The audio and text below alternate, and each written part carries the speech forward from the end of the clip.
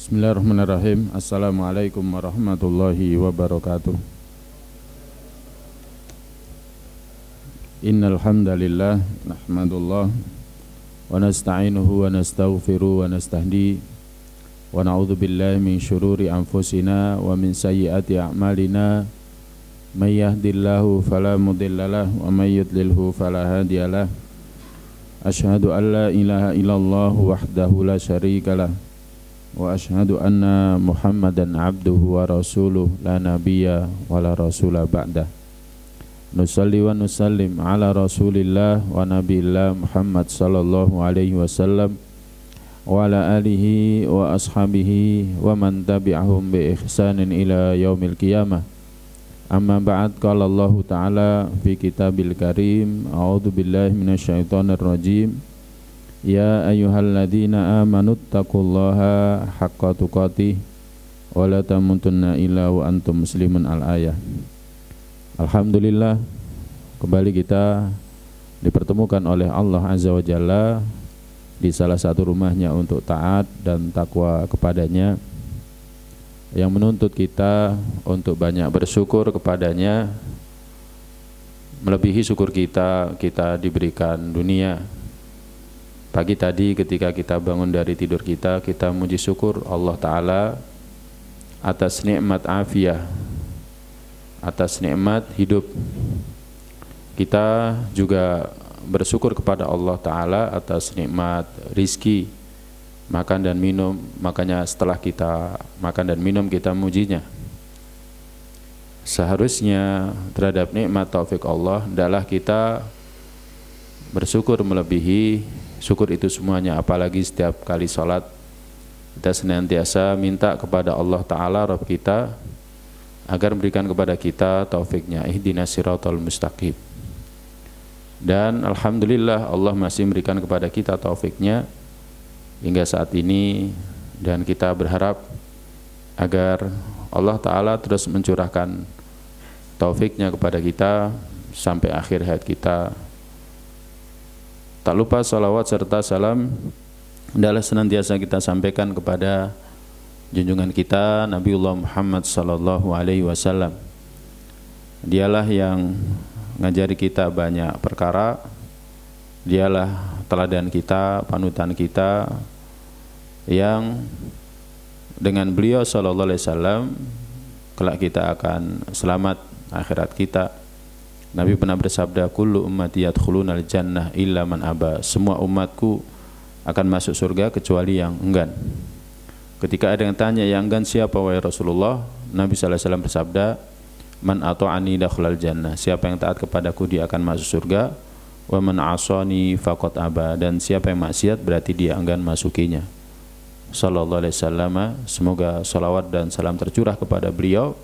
Kita berharap kelak kita ketemu dengannya di telaganya, kita, keluarga kita ketemu dengannya di telaganya, karena itu di antara tanda keselamatan pada saat hari kiamat tiba. Para jamaah sekalian yang dirahmati oleh Allah, pada pertemuan sebelumnya telah kita bahas yakni gangguan psikis mental yang dilakukan oleh orang-orang kafir dalam menghadapi dakwahnya Nabi kita sallallahu alaihi wasallam. Dengan cemoohan, dengan olok-olok, dengan gelaran yang tidak layak digelarkan kepada Nabi kita sallallahu alaihi wasallam, seperti pendusta, penyair, tukang sihir dan lain sebagainya. Pun juga yang mereka lakukan kepada orang-orang beriman. Pada pertemuan kali ini kita akan bahas secara khusus yakni gangguan fisik dan juga hikmah dari gangguan ini semuanya yang dialami oleh Nabi sallallahu alaihi wasallam dan orang-orang beriman. Para jamaah sekalian yang dirahmati oleh Allah,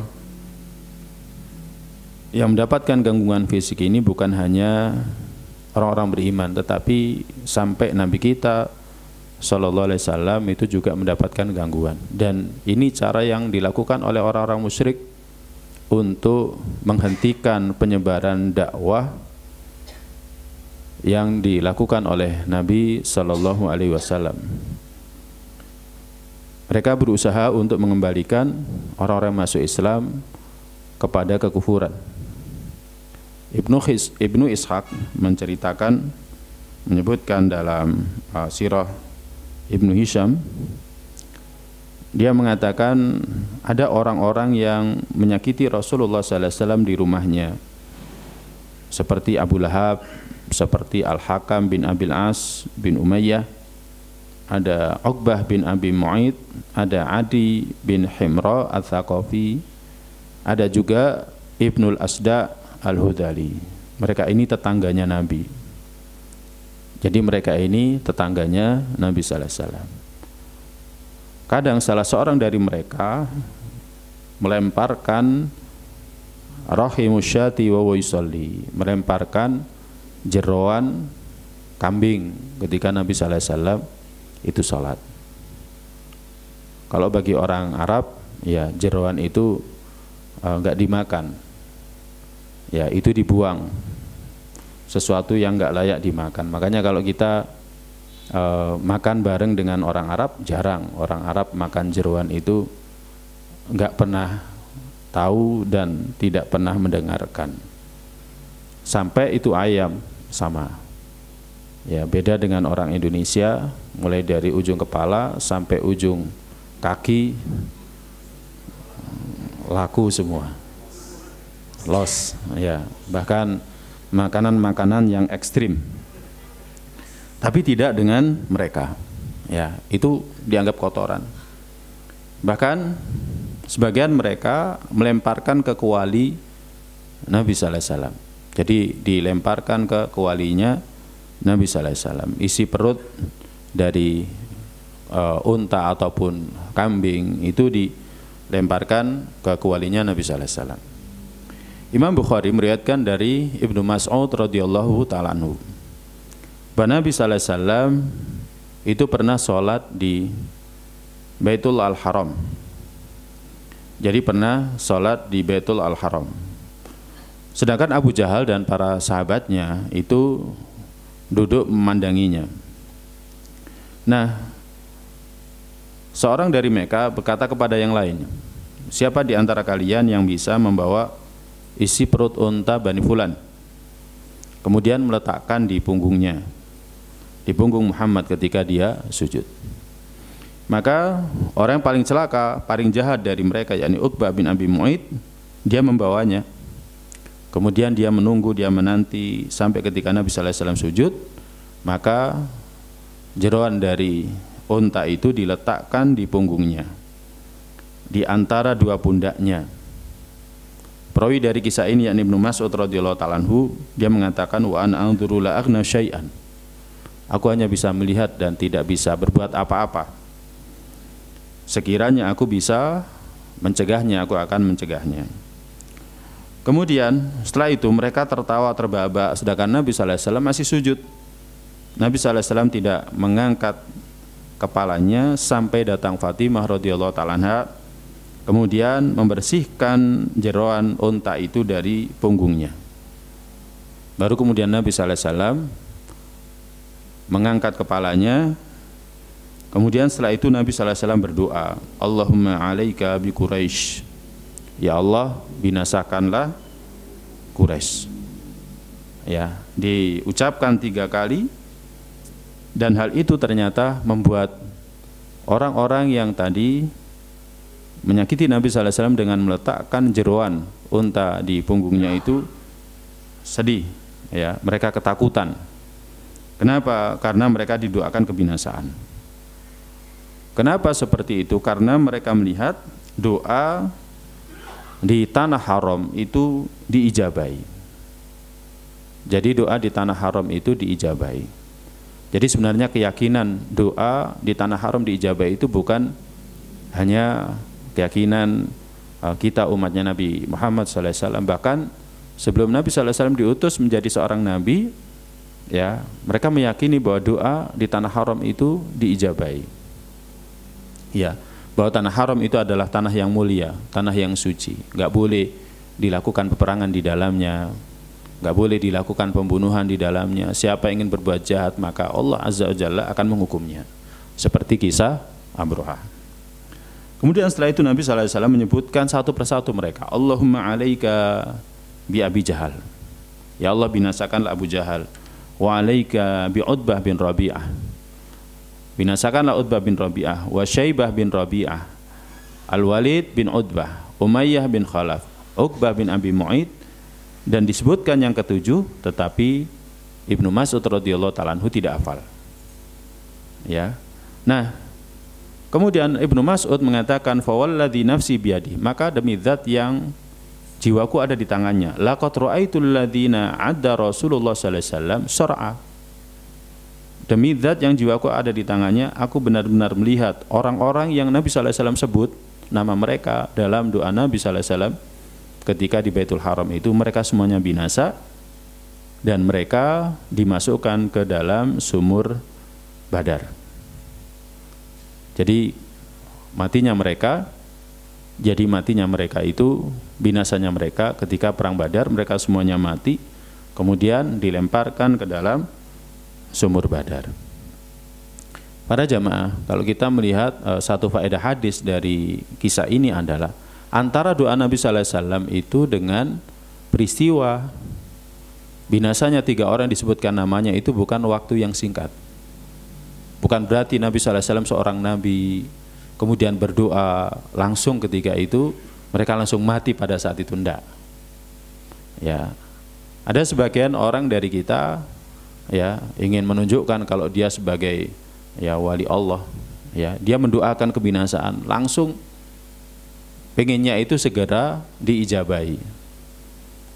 Jadi saking bencinya kepada seorang seseorang itu kan, kemudian didoakan keburukan kepadanya, pengennya langsung diijabahi. Nabi kita sallallahu alaihi wasallam mendoakan mereka itu ketika masih berada di Mekah. Kemudian baru mereka binasa ketika perang Badar. Ya, beberapa tahun setelah hijrahnya Nabi kita sallallahu alaihi wasallam. Jadi seperti itu. Tapi yang jelas orang-orang yang telah disebutkan oleh Nabi sallallahu alaihi wasallam yang mereka ganggu Nabi sallallahu alaihi wasallam, akhirnya mereka binasa. Ya. Jadi akhirnya mereka binasa walaupun bukan ketika itu juga. Nah, kemudian Imam Muslim meriwayatkan dari Abu Hurairah radhiyallahu ta'ala anhu, di mana Abu Hurairah meriwayatkan bahwa Abu Jahal berkata, "Ali ya'rifu Muhammad wajhahu baina adhhurikum." Apakah Muhammad itu punya kemuliaan di antara kalian? Apakah Muhammad itu punya kemuliaan di tengah-tengah kalian? Menurut kalian apakah Muhammad itu mulia? Mereka mengatakan iya. Nah, ada yang mengatakan iya. Jadi Nabi SAW itu memang terkenal sebagai jiwa yang mulia sebelum diangkat menjadi Nabi. Sampai pun ketika beliau diangkat menjadi Nabi itu masih ada pemuliaan dari orang-orang Quraisy kepada Nabi SAW. Karena Nabi SAW itu orangnya jujur, orangnya amanah. Bahkan sampai hijrahnya Nabi SAW dari Mekah ke Madinah, Nabi masih berpesan kepada Ali untuk menyampaikan wada'ah. Jadi ini titipannya orang ini, titipannya orang ini, titipannya orang ini. Jadi orang-orang Quraisy walaupun mereka nggak beriman dengan Nabi SAW, tapi mereka nggak bisa percaya kepada Nabi karena Nabi SAW sudah terkenal sebagai Al-Amin, ya, yang dipercaya, yang amanah. Nah, makanya ketika Abu Jahal bertanya, apakah Muhammad punya kemuliaan di tengah-tengah kalian? Ada yang mengatakan iya. Maka Abu Jahal mengatakan wallata wal uzza, demi Lata demi Uzza, la in ra'aituhu yaf'al la ata'anna ala raqbatihi aw la a'firanna wajah. Demi Lata demi Uzza, jika aku melihatnya, aku akan menginjak punggungnya dia dan aku akan menaburi wajahnya dengan debu. Sumpahnya. Ya, ini saking mangkelnya. Bahasa Jawanya saking gedem-gedemnya. Ya, karena Nabi sallallahu alaihi wasallam terus dalam dakwahnya, walaupun disakiti, walaupun diganggu, terus seperti itu. Akhirnya Abu Jahal mendatangi Nabi sallallahu alaihi wasallam ketika itu sedang sholat. Dia berjanji akan menginjak, ya, dia akan menginjak punggungnya. Tapi ketika dia mau menginjak punggungnya itu, tiba-tiba Abu Jahal ini terkejut dan mundur ke belakang sambil yataki biyadahi, sambil mengangkat tangannya. Jadi mengangkat tangannya seperti ini. Ya, seperti dia membentengi dirinya. Ya. Kemudian orang-orang komentar, malah kayak Abul Hakam. Kamu kenapa ya Abul Hakam? Aslinya Abu Jahal itu namanya Abul Hakam. Abul Hakam itu orang yang bijak, karena dia dianggap sebagai pemimpin yang bijak.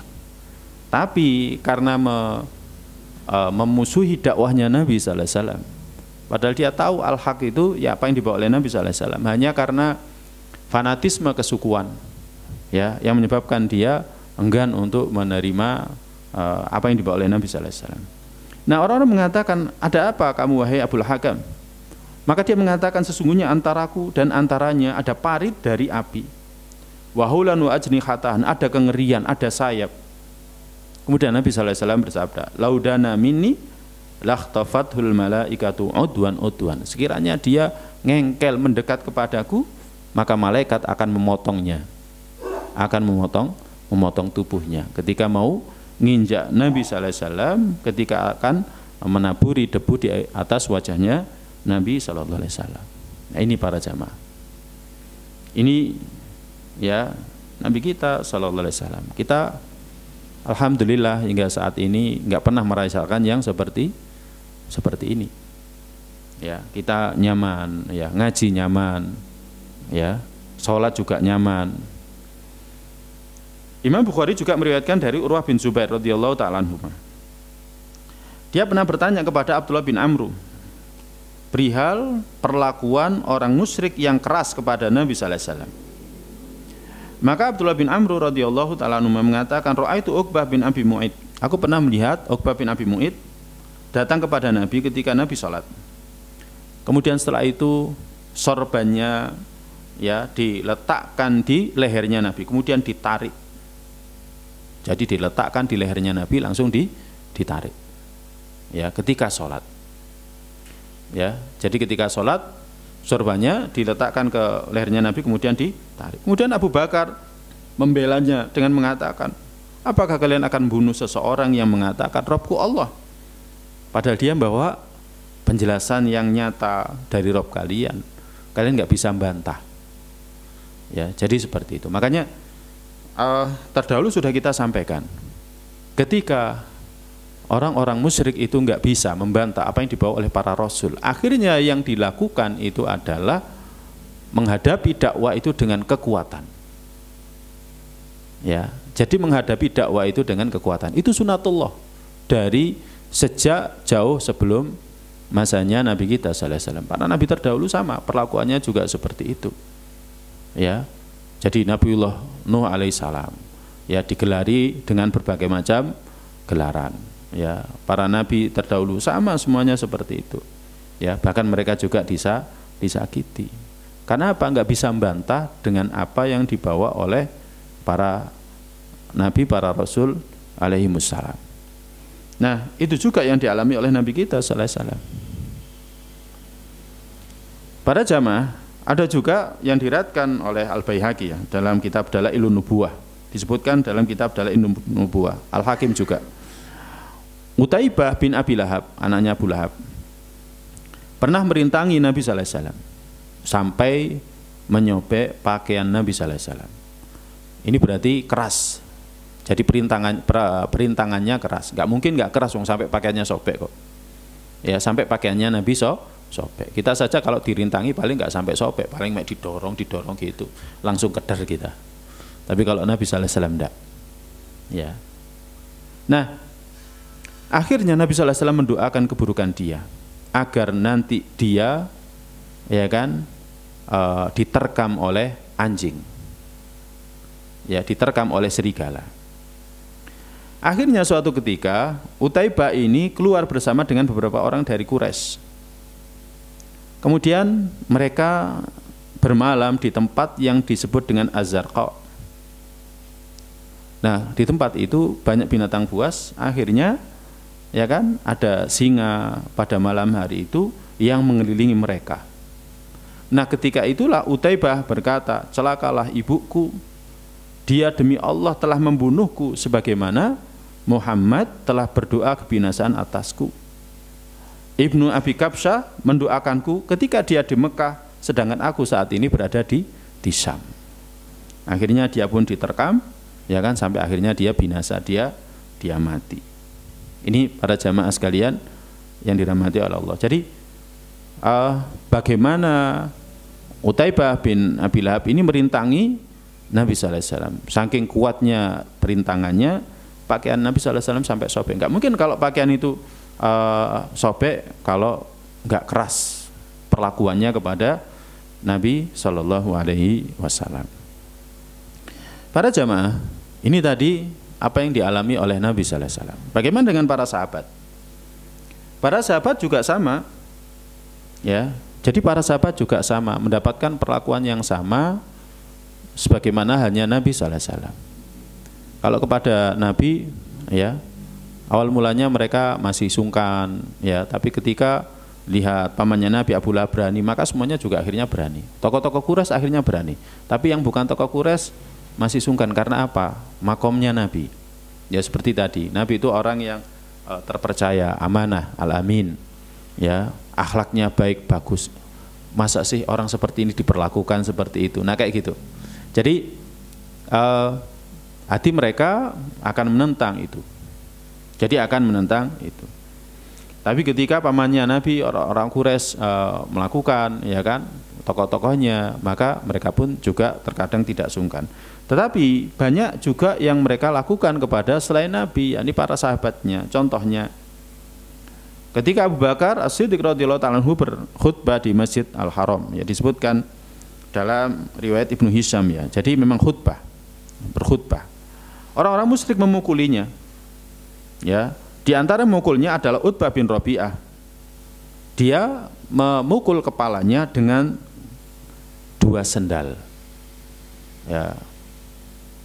Kalau saya dulu di pondok ya pernah lah, di Tempeleng itu ya pernah. Ditempeleng dengan sendal, alhamdulillah belum pernah. Tapi saya pernah lihat ada orang ditempeleng dengan sendal. Sendalnya bukan sendal karet, tetapi sendal kulit. Ya, tahu sendiri bagaimana kerasnya. Dan ini benar. Hatta ma ya'rifu wajhahu min anfi. Saking kerasnya pukulannya itu sampai tidak dikenali wajah dari hidungnya. Ya. Jadi seperti itu. Jadi saking bencinya orang-orang musyrik kepada Abu Bakar sampai pukulannya seperti itu. Abdullah bin Mas'ud radhiyallahu ta'ala anhu juga pernah menjaharkan bacaan Al-Qur'an di Mekah, dikeraskan. Nah, ketika itu orang-orang memukulinya sampai berbekas di wajahnya. Jadi kalau ada orang bacakan Al-Qur'an itu, ya berarti dia terhitung mengikuti agamanya Nabi sallallahu alaihi wasallam, ya. Jadi terhitung mengikuti agamanya Nabi.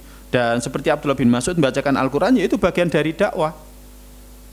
Ya, bagian dari dakwah. Karena banyak orang orang kafir Quraisy itu yang belum mendengarkan bacaan Al-Qur'annya Nabi. Mereka dari awal itu memang dihalang-halangi. Jangan dengarkan, kamu nanti kalau dengarkan tersihir. Kamu nanti kalau tersihir, maka kamu akan mengikuti dakwahnya dia. Jadi sudah diwanti-wanti dari awal. Karena memang orang Arab akan tahu, ini enggak mungkin syair. Syair itu enggak seindah ini. Para jamaah kalau belajar adab, ya, belajar sastra. Adab itu sastra, ya, maksudnya. Ya, di perguruan tinggi Islam itu kan ada fakultas adab, artinya fakultas sastra. Kalau kita belajar sastra, baca sastra, beda. Al-Qur'an dengan sastra beda.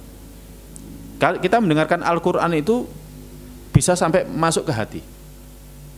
Indah. Jadi sangat indah. Ya, orang non muslim saja, orang yang nggak ngerti Arab saja ketika mendengarkan bacaan Al-Qur'an itu terasa indah. Apalagi orang yang ngerti bahasa Arab akan terasa indah, beda dengan ini. Makanya ketika Ibnu Mas'ud membacakan Al-Qur'an, ya kan, menjaharkan bacaan Al-Qur'an, maka dia dipukuli. Bahaya ini, bahaya, nanti orang akan tersihir. Nah kayak gitu. Ya, dia dipukuli. Mus'ab bin Umair. Siapa yang tidak kenal Mus'ab bin Umair? Ya, anak mama. Ketika ibunya tahu dia masuk Islam, diusir dari rumahnya. Dia adalah seorang fatan mut'iman, seorang pemuda yang hidupnya mewah, di rumah mewah. Pakaiannya impor. Ya, pakaiannya pakaian impor. Nah, dia itu sangat disayang sama ibunya. Tapi ketika iman itu masuk ke dalam dadanya, maka berubah.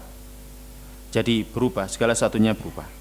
Ya, sering kali mengganjal perutnya karena lapar. Ya, sampai hidupnya keras. Kalau sebelumnya hidupnya mewah, enak, ya, saking kerasnya kehidupannya itu sampai kulitnya nggak mulus. Kalau anak laki-laki, walaupun dia anak laki-laki, tapi kalau hidupnya mewah, kulitnya mulus. Tapi dia enggak, bahkan kulitnya bersisik sampai terkelupas. Seperti halnya ya kulitnya ular itu terkelupas. Ya. Nah, dan pernah dalam kondisi lemah sampai para sahabat itu membopongnya dengan busur panah karena saking lemahnya dia karena lapar. Mus'ab bin Umair.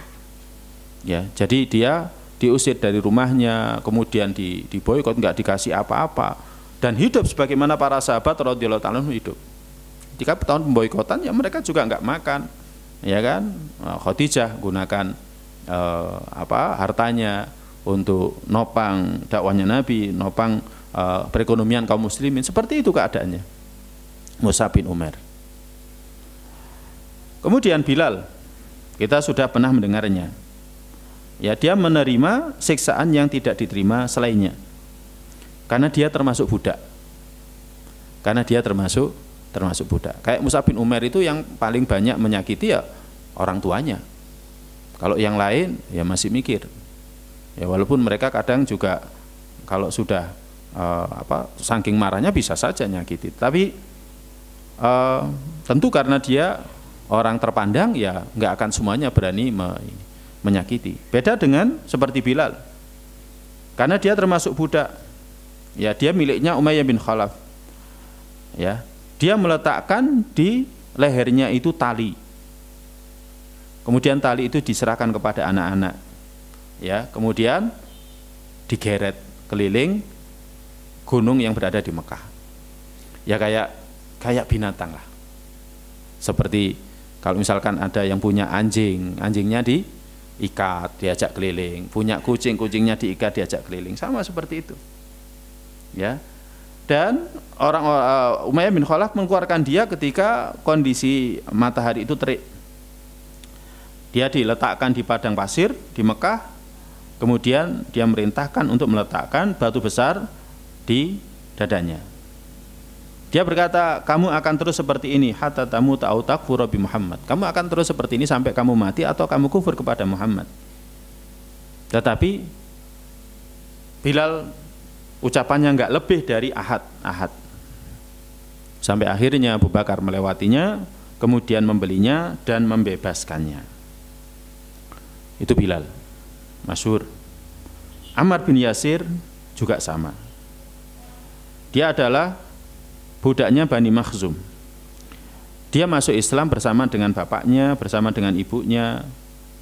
Ya. Nah, orang-orang musyrik mengeluarkan mereka ke padang pasir. Ketika kondisinya panas, mereka disiksa di bawah teriknya. Ketika Nabi SAW melewati mereka, Nabi hanya mengatakan, Absyir ala Ammar wa ala Yasir fa inna mau'idakumul jannah. Sabar wahai keluarga Ammar, keluarga Yasir, karena tempat kembali kalian itu surga. Coba kalau kita posisinya seperti itu, kira-kira kita percaya enggak? Belum tentu. Ya, belum tentu. Ya, bisa saja kita ini kondisinya enggak sekuat mereka, akhirnya wis balik aja. Ya, daripada susah-susah. Ya, daripada susah. Kan kita sudah terbiasa nyari yang gampang, yang instan. Seperti itu. Nah, para jamaah yang dirahmati oleh Allah Subhanahu wa taala, akhirnya Yasir meninggal. Bapaknya Ammar meninggal karena apa? Karena siksaan. Adapun ibunya, ya, syahidah pertama dalam Islam. ya, oleh Abu Jahal ditombak. Yang ditombak apa? Kemaluannya. Jadi ditombak. Karena apa? Disuruh kufur nggak mau. Malah berhalanya diludahi. Akhirnya dia pun ditombak. Ya, ini orang-orang yang teguh imannya. Orang-orang yang teguh imannya. Khabbab bin Al-Art radhiyallahu ta'ala anhu, orang-orang musyrik menimpakan berbagai macam siksa. Ya, meletakkan di atas kerikil yang panas, kemudian di atas tubuhnya diletakkan batu. Ya. Dan tidaklah kerikil itu panas kecuali menimbulkan luka di punggungnya. Suatu ketika Umar bin Khattab radhiyallahu ta'ala anhu menjadi Amirul Mukminin, Khabbab itu datang. Kemudian berkata Umar, mendekatlah. Fama ahadun ahaqqa bihadzal majlis minka illa Ammar. Enggak ada yang berhak ya lebih dekat dalam majlis ini kecuali engkau dan Ammar.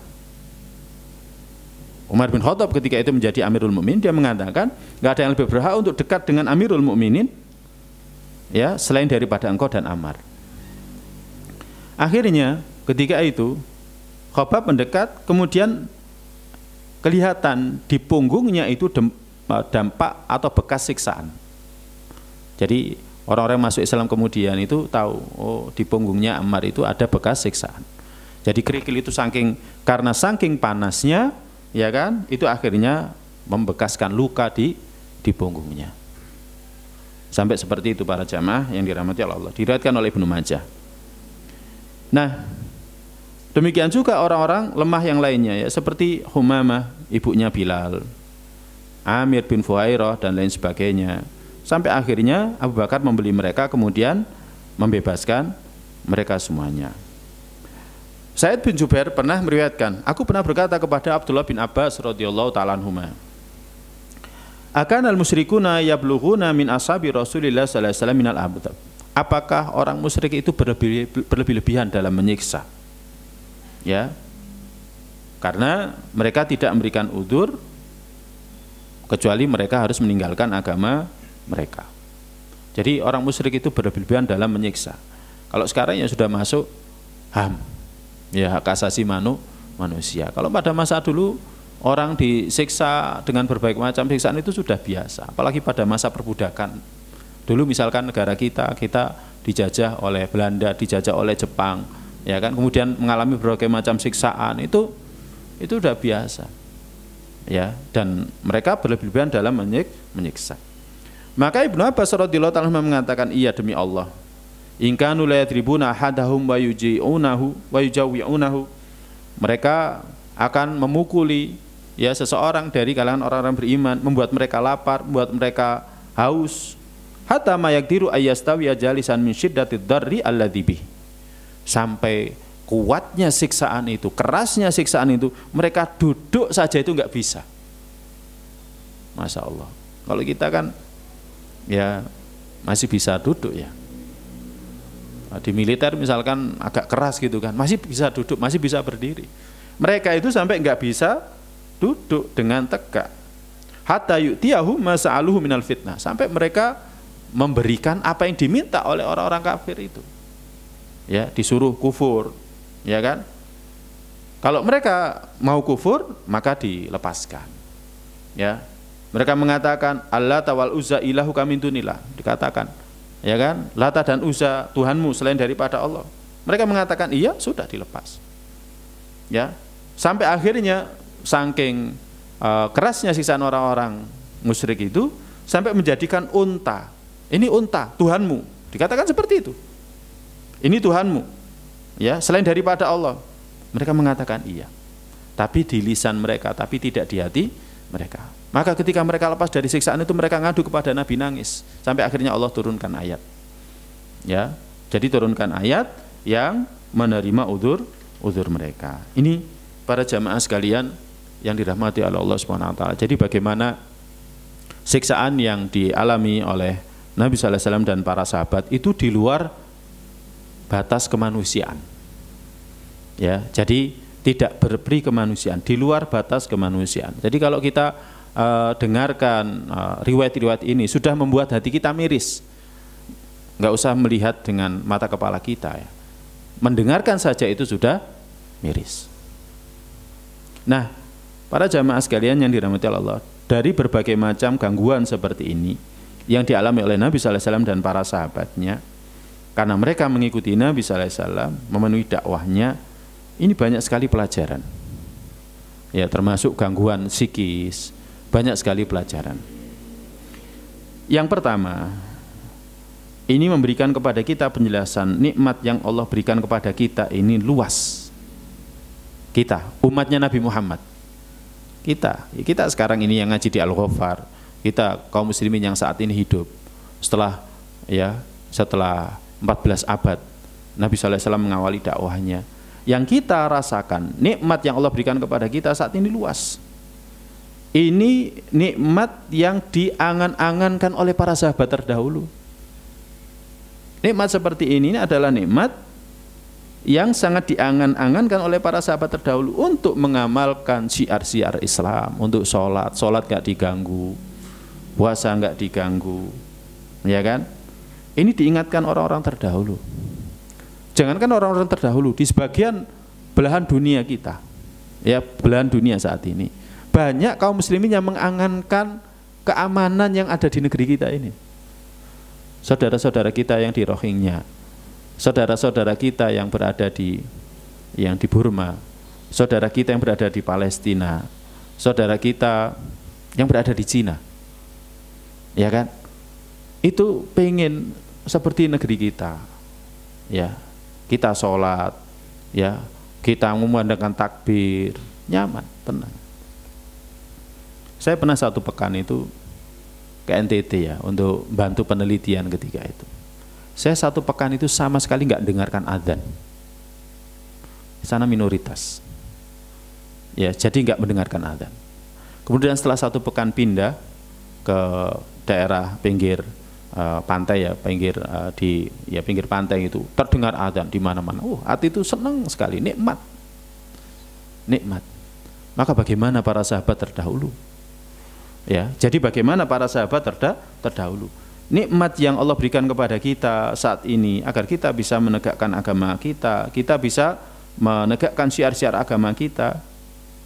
Itu adalah nikmat yang mereka dulu inginkan, angan-angankan. Makanya ketika Nabi sallallahu alaihi wasallam memerintahkan mereka hijrah ke Habasyah, mereka senang. Padahal jaraknya jauh. Antara Mekah ke Habasyah itu jaraknya jauh, harus lewat laut. Jadi harus menyeberangi lautan. Mereka senang. Karena apa? Karena mereka berharap di sana bisa beribadah kepada Allah dan tidak ada yang mengganggu jalan mereka. Perbuatan mereka enggak ada yang ganggu. Makanya seharusnya nikmat seperti ini harus kita syukuri. Mensyukurinya dengan apa? Ya kalau ada pengajian seperti ini, ya didatangi. Misalkan ada hujan rintik gerimis gitu, nggak seberapa jika dibandingkan dengan apa yang dialami oleh para sahabat terdahulu. Nggak ada apa-apanya. Jarak misalkan antum ngaji dari rumah ke tempat ini, coba renungkan ya bagaimana para sahabat itu hijrah dari Mekah ke Habasyah, jarak yang sangat jauh. Kalau misalkan rumah kita di Malang atau kalau saya di Pandaan, itu nggak ada apa-apanya. Nggak ada apa-apanya. Nah ini yang membuat kita nanti akan bisa bersabar. Mengetahui nikmat ini dengan dua perkara. Pertama dengan sejarah. Bagaimana kaum muslimin terdahulu menghadapi gangguan orang-orang musyrik, ya, guna mereka menjaga agama mereka. Kemudian yang kedua adalah mengetahui kondisi saat ini.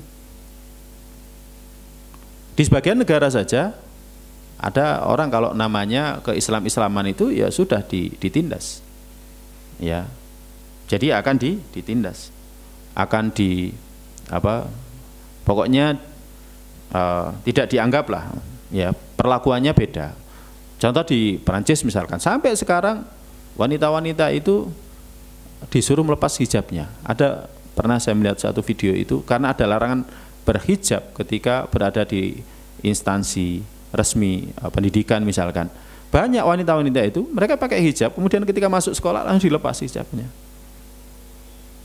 Di sini alhamdulillah, ya bahkan pada masa sekarang Yang pakai niqab itu sudah banyak sekarang.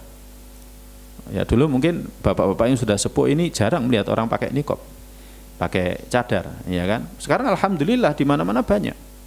Ya. Sampai kita juga bingung, ini manhajnya apa? Ya. Jadi niqab kok zikirnya dikeraskan, kayak gitu kan? Jadi sudah umum sekarang. Ya.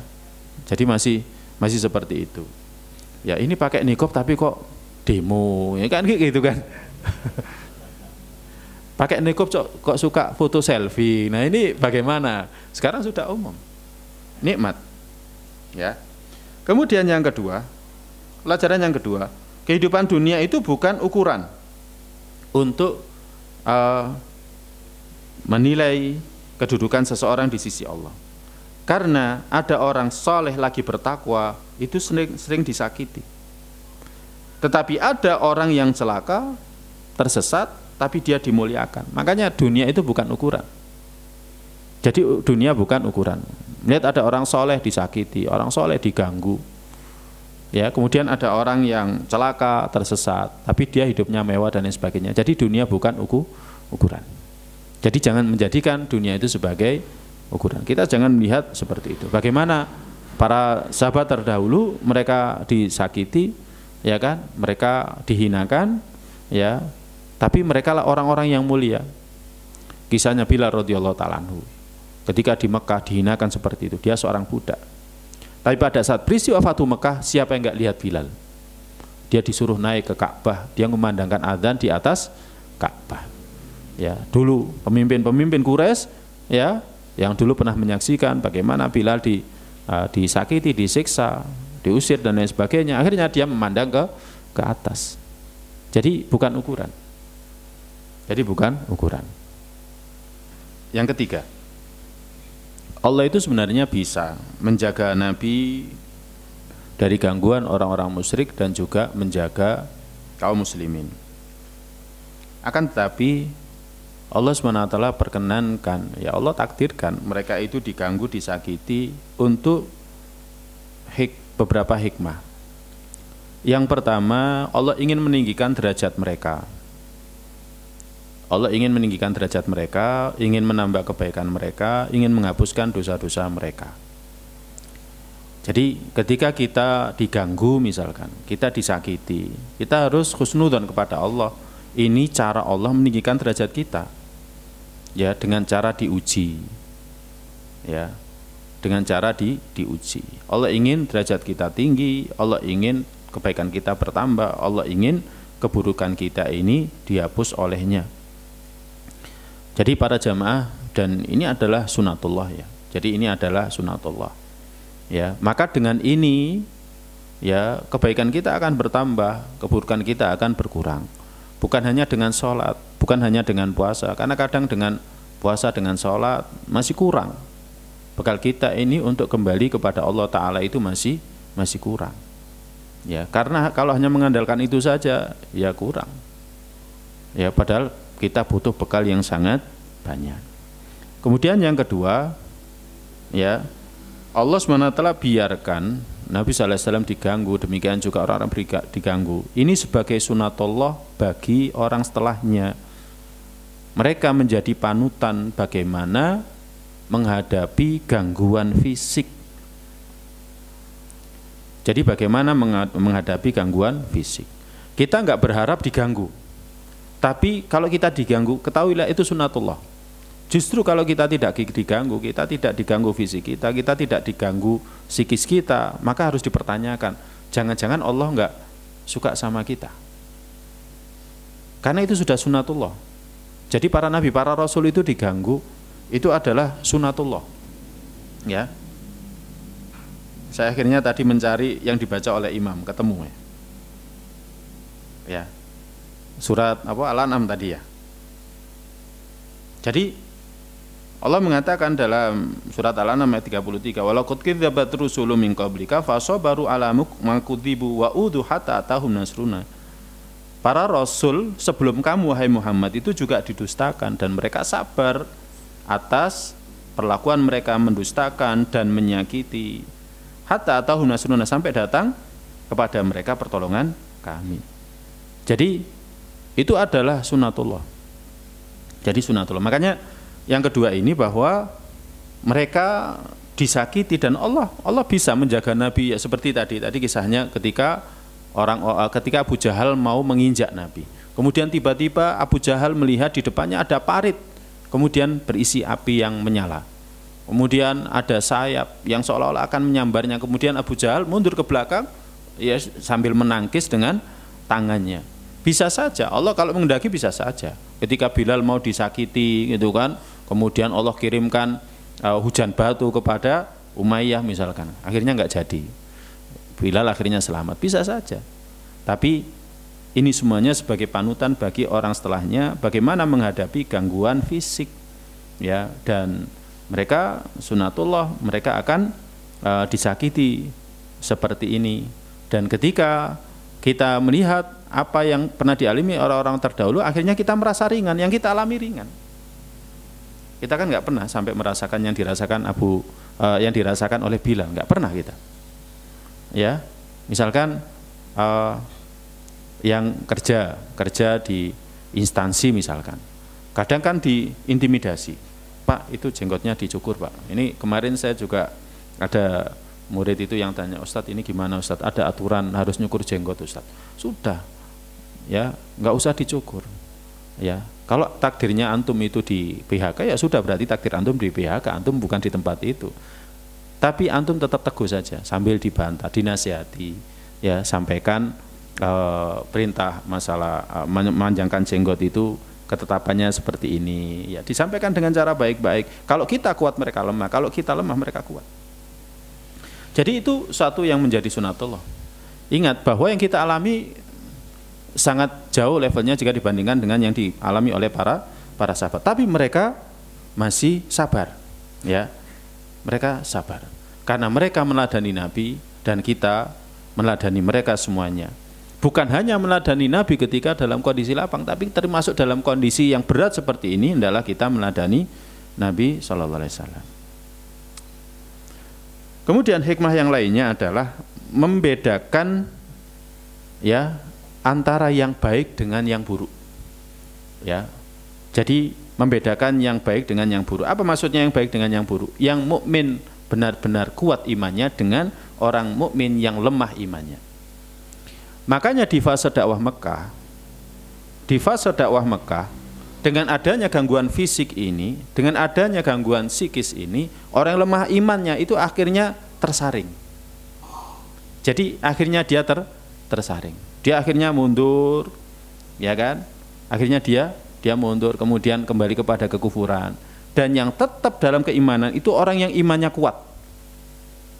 Itu di Mekah. Tapi ketika kondisinya aman di Madinah, ya nggak ada lagi gangguan fisik, ya akhirnya muncul orang-orang munafik, ya. Jadi muncul orang-orang munafik. Ketika kaum muslimin dapat kemenangan, mereka nempel. Orang-orang kafir dapat kemenangan, mereka nempel ke orang kafir.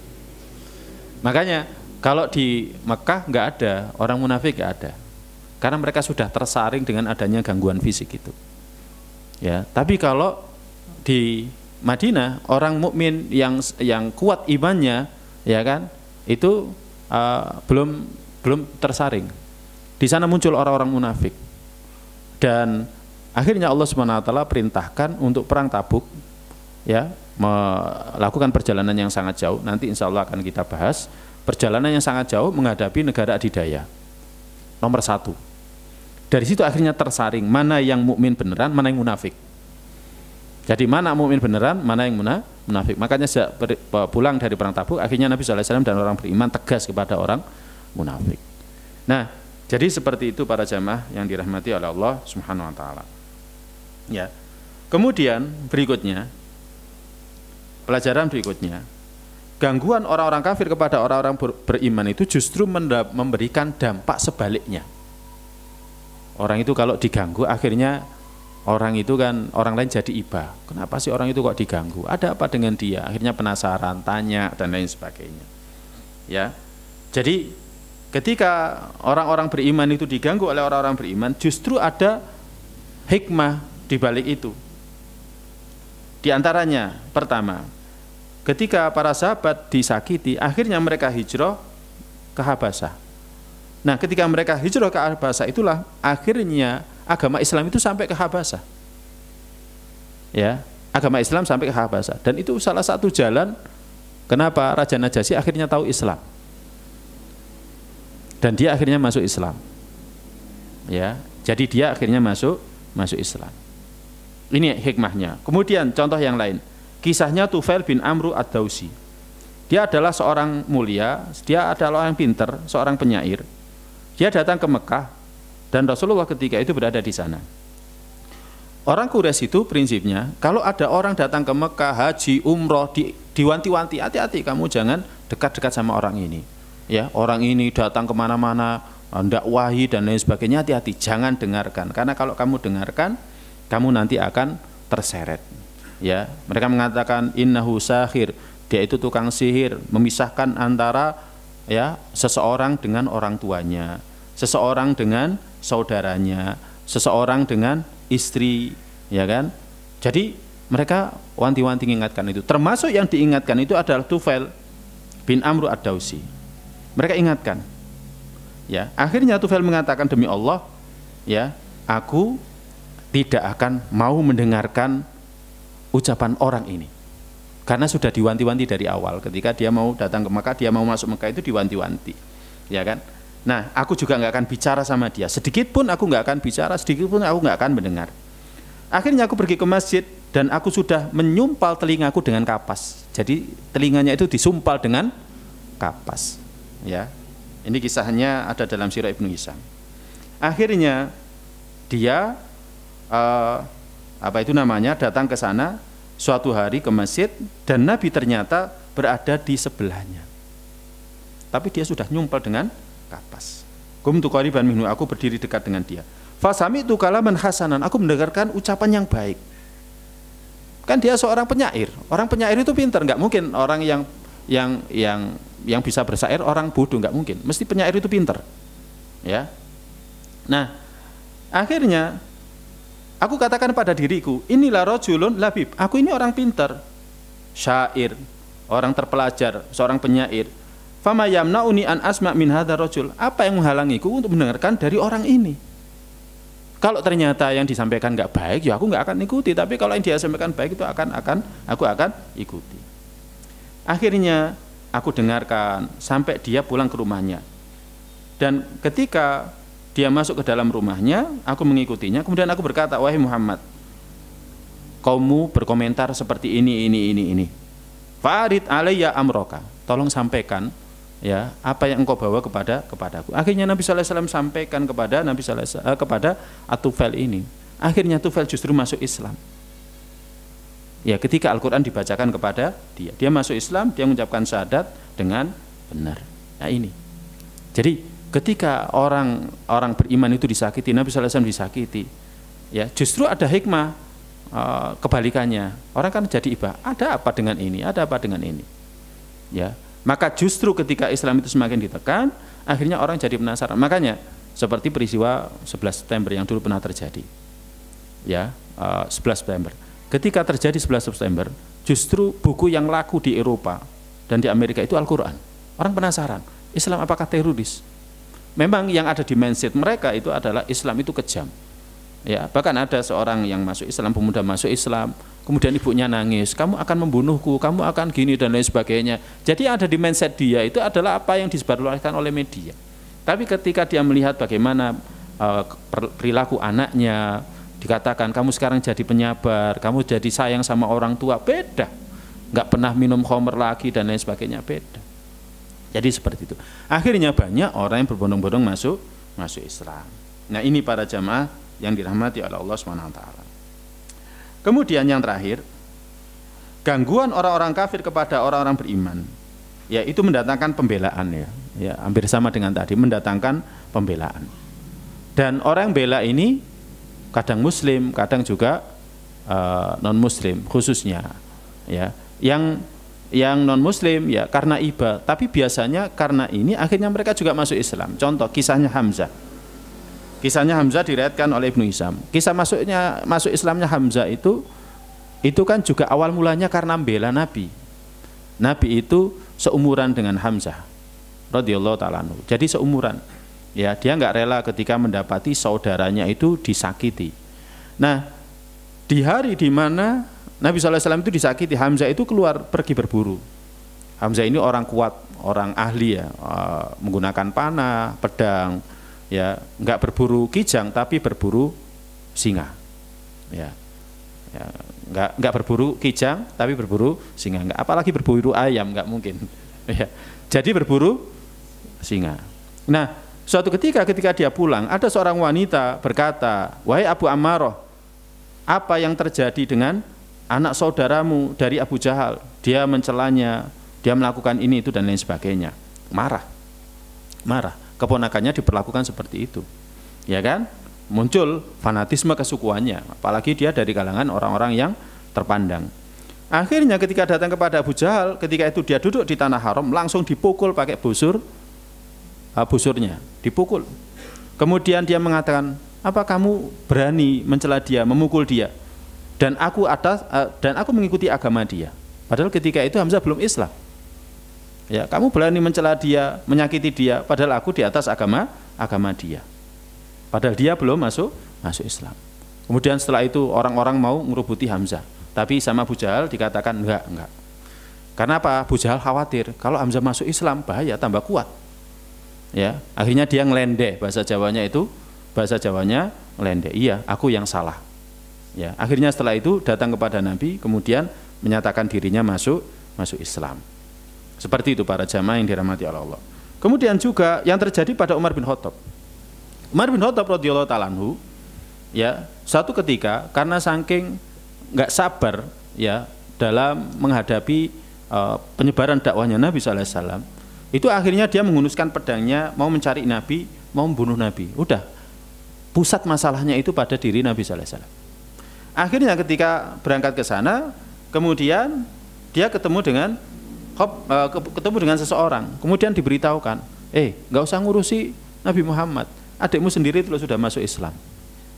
Akhirnya dia nggak melanjutkan perjalanan, kemudian dia pulang.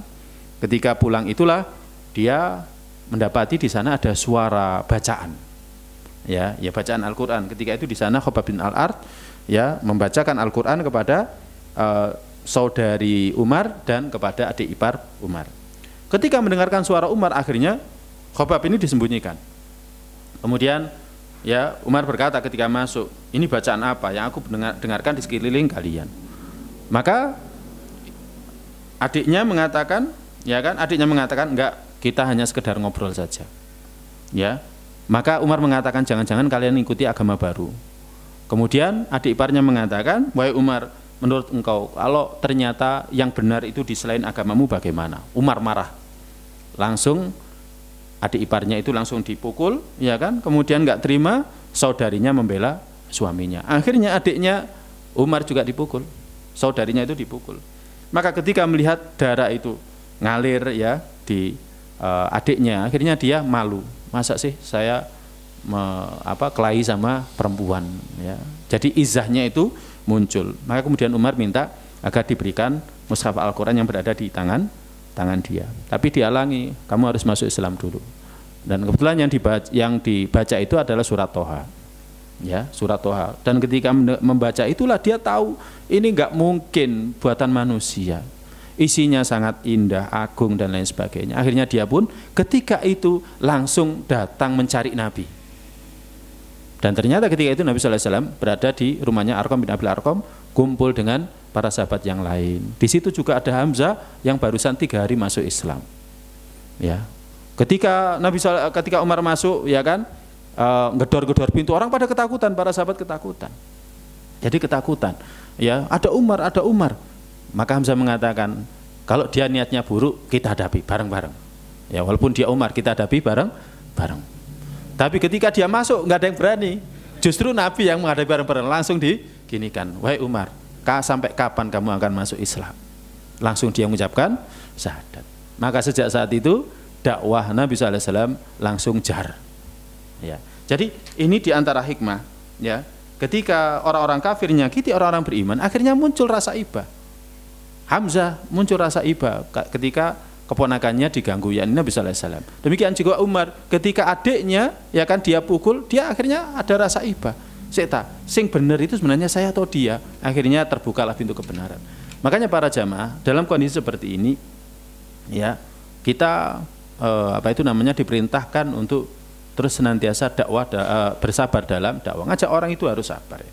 Makanya pelajaran yang terakhir, ternyata yang terakhir ini ya, ada yang terakhir, ya, bahwa orang-orang yang nyakiti Rasulullah, ya, orang-orang yang nyakiti Rasulullah SAW dengan gangguan yang sangat berat seperti ini, ya, mereka bisa saja suatu ketika akan mendapatkan hidayah. Karena apa? Hidayah itu ada di tangan Allah Subhanahu wa taala. Seperti Abdullah bin Abi Umayyah bin Al-Mughirah. Akhirnya dia masuk Islam. Padahal dia dulu nyakiti Nabi. Bagaimana dia nyakiti Nabi, kemudian dia bersumpah dia nggak akan pernah mau beriman kepada Nabi Muhammad sallallahu alaihi wasallam. Dia bersumpah nggak akan mau beriman kepada Nabi sallallahu alaihi wasallam. Tapi ternyata ya hidayah menyapa dia. Bahkan yang lebih menakjubkan, ya kan, dalam Sirah Ibnu Hisham disebutkan, ya, ada seorang muslim itu yang pernah bersumpah, wallahi la yaslam Umar bin Al-Khattab hatta yaslam himarul Khattab. Demi Allah, Umar itu nggak akan masuk Islam sebelum keledainya Khattab itu masuk Islam. Karena apa? Nggak mungkin orang seperti Umar masuk Islam, itu nggak mungkin. Orangnya keras, ya, dia tegas. Umar itu kalau ya ketika masuk Islam, ya kan, dia langsung keluar. Saya masuk Islam, datang ke rumahnya Abu Jahal. Aku masuk Islam. Kenapa? Langsung pintunya ditutup.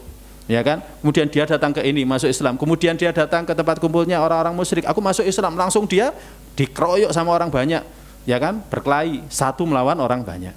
Kemudian ketika dia sudah lelah, wis sakarpe, kalian mau apakan saya terserah. Itu Umar. Ya, makanya tegas kerasnya seperti itu ketika dia dalam kondisi musyrik, sampai ada orang yang mengatakan, demi Allah, Umar bin Khattab nggak akan pernah masuk Islam sebelum keledainya lebih dulu masuk Islam. Kalau keledainya masuk Islam, baru Umar masuk Islam. Nah, ini menunjukkan apa para jamaah, kita ini nggak boleh putus asa dalam berdakwah. Karena kadang kita ngajak orang kepada kebaikan, ya ternyata baru setelah itu mereka mendapatkan hidayah dari Allah Ta'ala. Wallahu a'lam bishawab. Pembahasan tentang gangguan fisik dan pelajarannya sudah tuntas kita bahas. Ya, insya Allah Ta'ala kita akan membahas tema yang lainnya pada pertemuan yang akan datang dengan izin Allah Ta'ala. Barakallahu fikum. Para jamaah, semoga apa yang kami sampaikan mendatangkan manfaat untuk saya pribadi, agar kita lebih istiqomah dalam berjalan di atas jalan Allah Ta'ala, kemudian juga turut terlibat dalam medan dakwah, ya, agar kita bisa dikumpulkan dengan Nabi sallallahu alaihi wasallam dan para sahabatnya di surga Allah Ta'ala. Allahumma inna nas'aluka ilman nafi'an wa rizqan thayyiban wa amalan mutaqabbala. Allahumma inna ala dzikrika wa syukrika wa husni ibadatik. Allahumma qina adzabaka yauma tab'atsu ibadaka. Kita akhiri dengan doa penutup majelis. Subhanakallahumma bihamdika asyhadu an la ilaha illa anta astaghfiruka wa atubu ilaik. Assalamualaikum warahmatullahi wabarakatuh.